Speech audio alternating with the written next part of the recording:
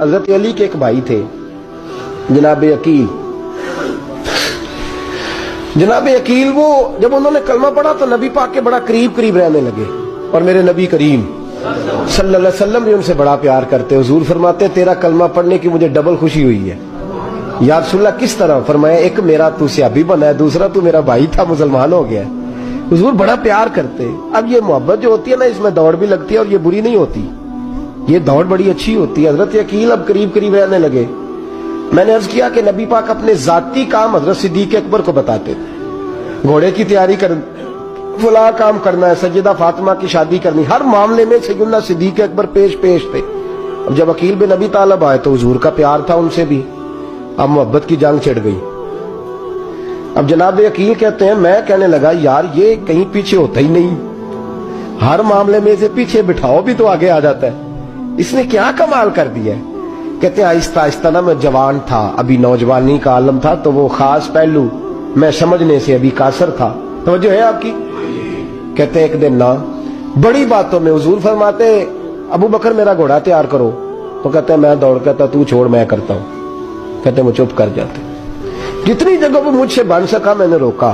حضرت صدیق اکبر بولے، کہتے ہیں ایک دن نا مسجد کی پہلی صف میں بیٹھا تھا. میں نے پچھلے جمعے بھی کہا تھا اگے ہو بوے جگہ پہلو آئے، یہ حکم ہے نا حدیث میں، پہلے آئے اور آگے بیٹھ جائے، گدنے پھلانگنے سے منع کیا. کہتے ہیں ابو بکر صدیق، توجہ ہے آپ کی، ان کی عادت تھی کہ جمعے والے دن مسجد کی صفائی کرتے اور صفائی کر کے سب سے آگے بیٹھ جاتے.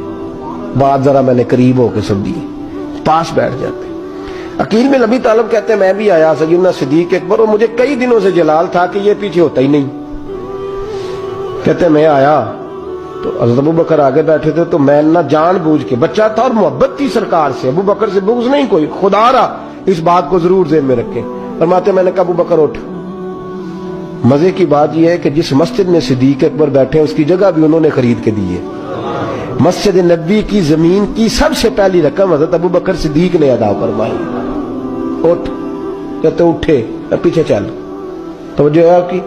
آنکھ کے تو ویکھے کو کسی نے، پاویں مہڑا ہوئے تو پاویں تو چھوٹا بندہ آکھے تو پھر تو دی خیر ہی نہیں، عمر میں چھوٹا ہو یا مال میں. اٹھ چل پیچھے. اللہ اکبر. حضرت علی دیکھ رہے تھے.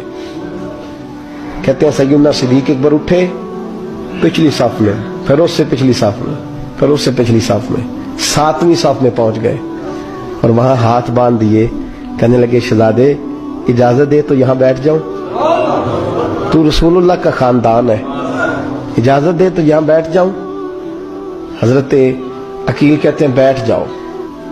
حضرت ابو بکر صدیق چپ کر کے پیچھے سے، وہی کافی ہے، 7ویں صف. شہزادے یہاں بیٹھ جاؤں. میں بیٹھ جا.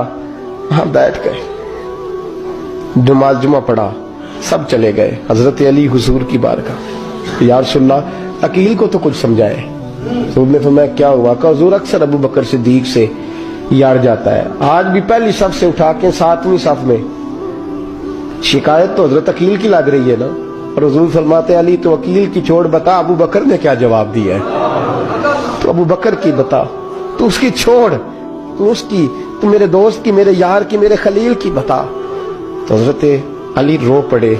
کہنے لگے محبوبہ ابو بکر جیسا درد کہاں سے ڈھونڈ کے لائے.